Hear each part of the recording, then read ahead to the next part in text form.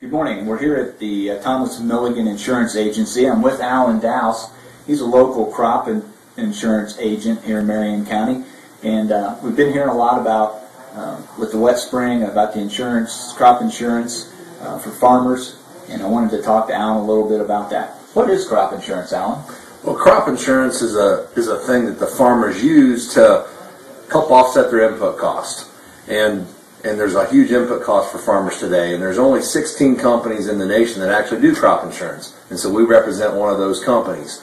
And so it's a way that they can protect all these input costs that they have for price and weather.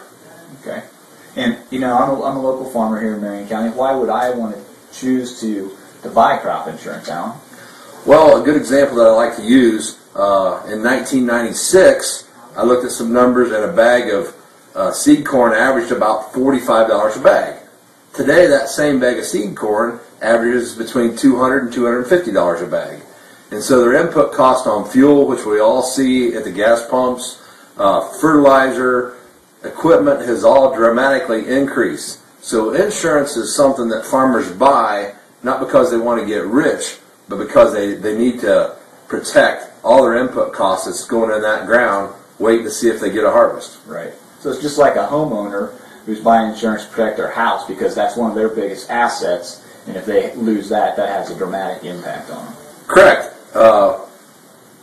15 years ago, a farmer could probably withstand one or two bad years in a row and still, but today, if they have one really bad year, a total wipeout, it might ruin their whole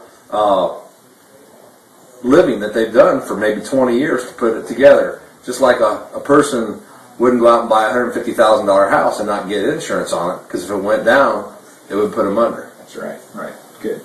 Now this spring, it's been usually wet here in Ohio especially, and there's a lot of decisions being made right now by farmers regarding crop insurance.